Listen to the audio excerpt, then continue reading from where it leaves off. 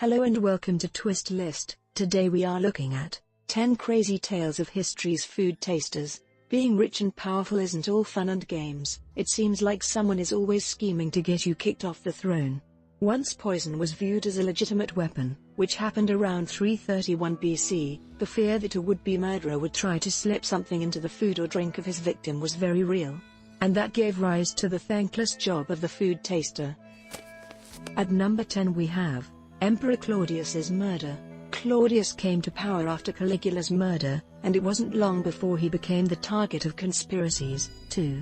He had a series of failed marriages, and it was his last wife, Agrippina, who plotted to kill him to ultimately put her son, Nero, at the head of the Roman Empire. In his last days, Claudius was overheard being very vocal about regretting his marriage and his adoption and advancement of Nero, which historians think isn't a coincidence. Just what killed Claudius is still debated, but the popular theory is that his food taster, a eunuch named Halitus, was at the center of the plot. Accounts of Claudius's death come mainly from Pliny, who uses the presence of a comet as proof of murder, along with Tacitus, Dio, and Suetonius, who all recount the last days of the emperor. They agree that Claudius was at a banquet on October 12, 54, and that he was served one of his favorite foods, mushrooms, by Halitus. Tacitus said that it was Halitus who served up the mushrooms and the poison. He was supposedly following the orders of Agrippina and using a poison made by the notorious Locusta. Tacitus also said that part of the plot wasn't entirely successful, but it did open the door for the final blow. The poisoned mushrooms did make Claudius sick, and when he called for his doctor, Xenophon administered the fatal dose of poison on a feather that was put down the emperor's throat on the pretense of treating his illness. Halitus doesn't get the blame from everyone, though, and the true cause of Claudius's death remains a mystery.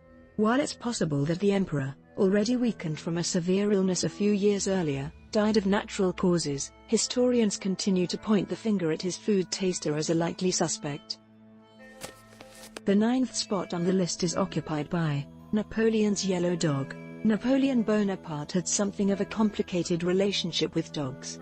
He didn't like Josephine's pug, and he definitely didn't like Newfoundlands.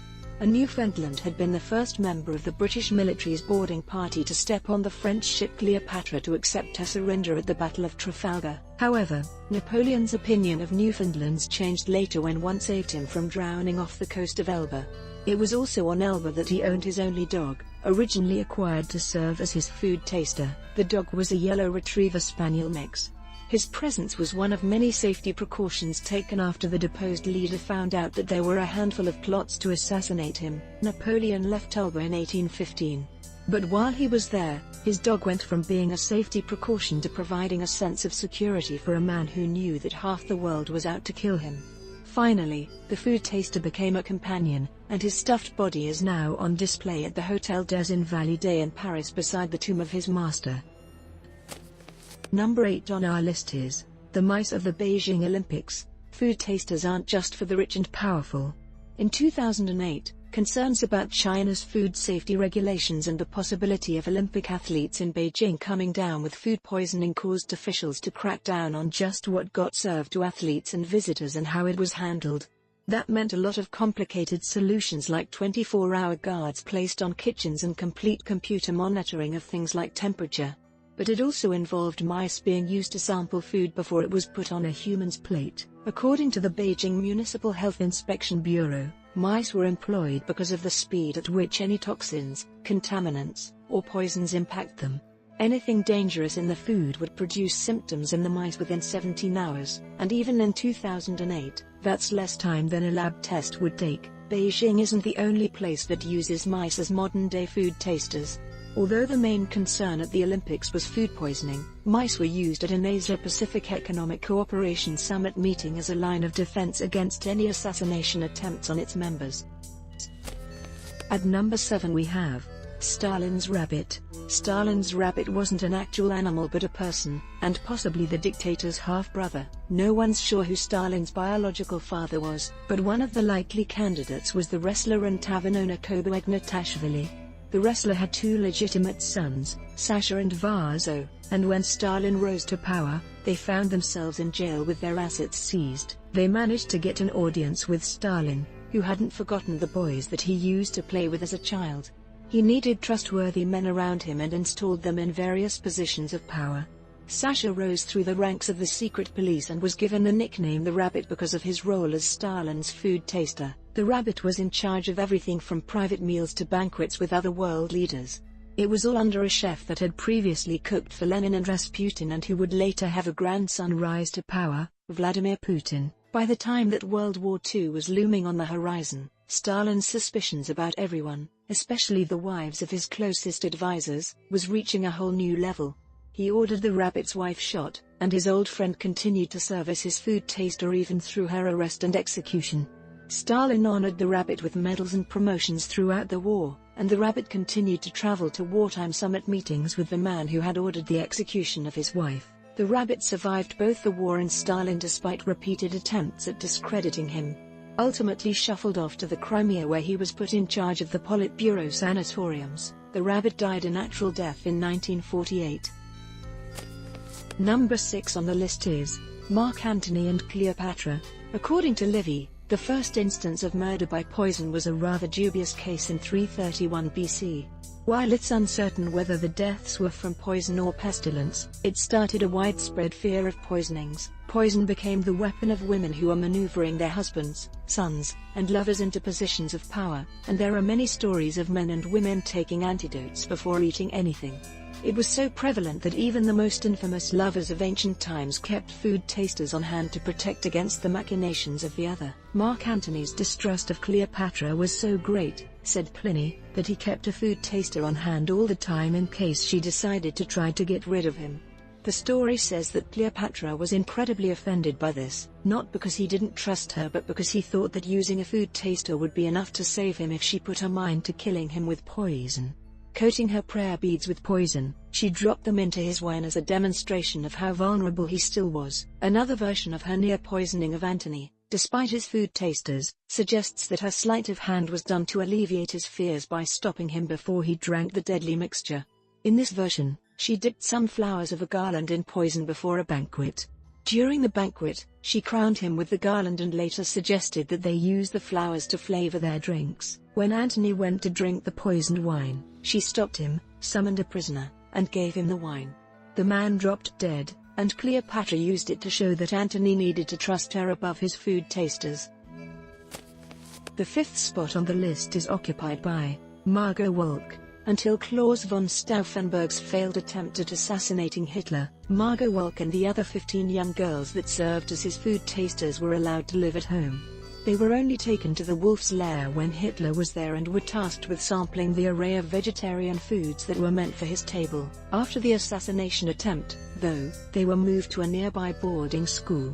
Wolk remembers days that were filled with fear as well as the night that she was raped by an SS officer. Wolk is the only survivor of the group of girls who were tasked with being Hitler's food tasters. The others were executed by Soviet soldiers. Wolk was saved by a lieutenant who put her on a train bound for Berlin before the Allies marched in, and she was saved a second time by a doctor who hid her from members of the SS as they searched for fugitives. She only told her story decades after she had escaped from the wolf's lair, was reunited with her husband, and realized that she would never have children after enduring the brutality of Soviet soldiers. While many starved during the war years, Wolk was forced to taste some of the richest, most decadent foods in war-torn Germany. It left her with a constant, paralyzing fear of food. It was years before she could enjoy eating again. But through it all, she never lost her sense of humor.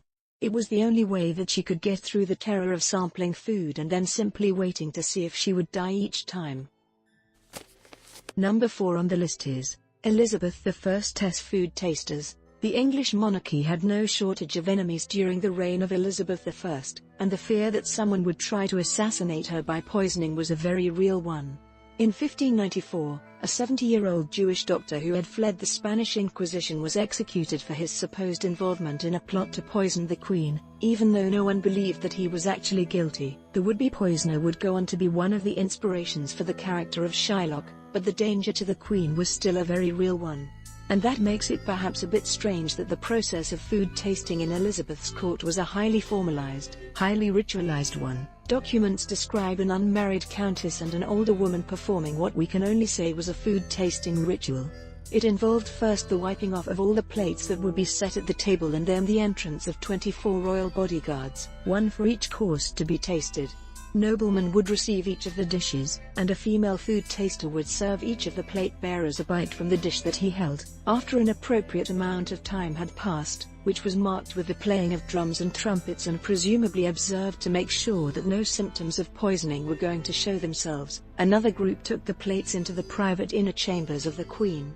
It was only then that she would select the ones that she wanted and pass the rest on to other members of her court. At the third place we have poison-tasting ants. It isn't just human royalty that has poisoned food to fear. It's insects and vermin, too.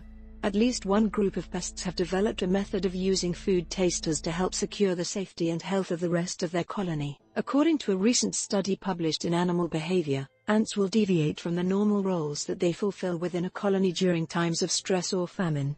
When deprived of food and water for 48 hours, some ants can survive time frames as long as 8 months of famine. Some of the older worker ants gave up their foraging behaviors and started staying at home. They started overseeing food supplies at home, eating what food they did have, and feeding the other ants through regurgitation. University of the West of England researchers dubbed them living silos and think that they're not just storing food, they're testing it for toxicity. The ants that filled this role of living silos were all older ants approaching the end of their life cycles anyway.